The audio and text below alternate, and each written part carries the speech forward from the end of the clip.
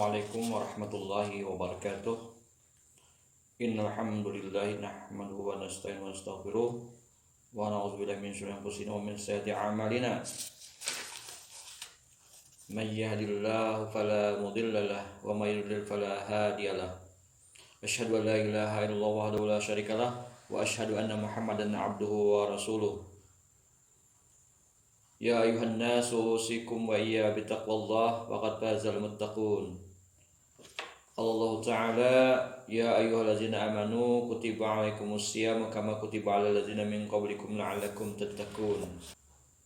Bulan Ramadan merupakan bulan yang penuh makna di mana kita diperintahkan untuk menjalankan ibadah puasa seperti orang-orang sebelum kita, agar kita menjadi orang yang bertakwa. Jadi bulan Ramadan ini memiliki makna yang besar ya, makna yang begitu khusus bagi umat Islam, karena bulan Ramadan merupakan bulan di mana kita berwisata secara rohani, melepas dari belenggu materialistik dunia dengan menjalani kehidupan rohaniah. Sebulan penuh kita umat Islam menjalani proses tazkiyatun nafs, pembersihan jiwa, dan riyadatur ruhiyah, olah rohani. Sebulan penuh umat Islam bagaikan sebuah kepompong yang diharapkan kondisi rohani kita berubah menjadi seindah kupu-kupu ketika bulan Ramadan telah selesai. Kaum muslimin wal muslimat yang saya banggakan, para mahasiswa,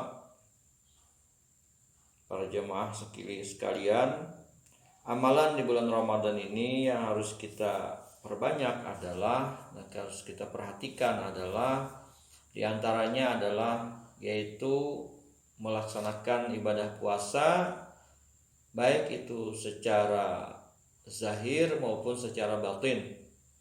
Karena puasa ini secara zahir kita dengan niat kemudian menjauhi larangan yang membatalkan puasa ya.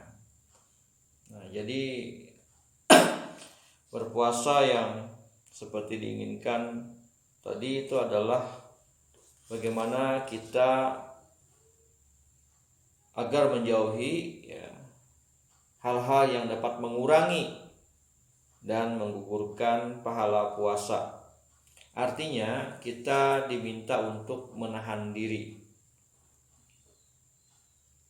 Jadi bukan hakikat puasa itu sekedar meninggalkan makan dan minum ya, melainkan meninggalkan perbuatan kata-kata yang sia-sia maupun berbohong ya, yang bisa mengurangi ya, pahala puasa ya.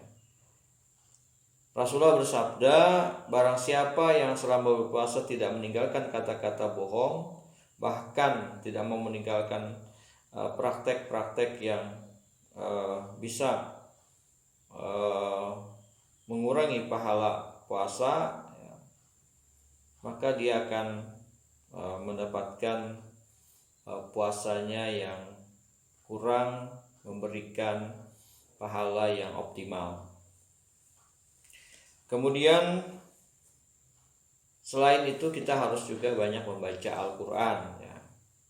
Nah, mari kita Al-Quran pada bulan Ramadan ini, karena Rasulullah setiap malam di bulan Ramadan Jibril datang untuk tadarus ya dengan Rasulullah, untuk menyimak kembali ya Al-Quran yang sudah diturunkan Jibril pada 17 Ramadan waktu beliau diangkat menjadi Rasul, sampai beliau kemudian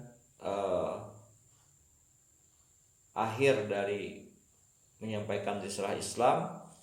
Pada saat-saat Ramadan, malaikat Jibril selalu datang untuk mendengarkan Rasulullah membaca Al-Quran. Nah, pada malam Lailatul Qadar biasanya malaikat Jibril datang dengan banyak para malaikat ya. Tapi kalau setiap malam Jibril datang kepada Rasulullah. Nah, jadi wajar kalau kita mengikuti Rasulullah, kita juga harus memperbanyak membaca Al-Quran. Ya, kemudian kita mentadaburi ya daripada Al-Quran, meresapkannya dan berusaha mengamalkan. Kemudian yang ketiga itu adalah memberikan makanan ya. It'amut ta'am ya. Amalan Ramadan yang dianjurkan Rasulullah itu adalah memberikan santapan berbuka puasa kepada orang yang berpuasa. Karena Rasulullah berkata, barang siapa yang memberi makanan kepada orang yang berpuasa untuk berbuka, maka ia mendapatkan pahala senilai dengan orang yang berpuasa tersebut. Ini hadis At-Tirmidzi An-Nasa'i ya. Nah, jadi ini contoh ya, memberikan makanan. Intinya adalah memberikan sedekah ya kepada orang juga sama gitu kan. Nah, bagi yang kelebihan rezeki, artinya peduli dan suka menolong. Kemudian yang ketiga itu adalah melaksanakan salat tarawih ya. Menurut Ibnu Hajar Al-Asqalani yang menyampaikan tentang tarawih ini memang ada yang melaksanakan 11 rakaat, 21 rakaat, 23 rakaat sesuai dengan kemampuan. Karena tidak ada suatu batasan yang betul-betul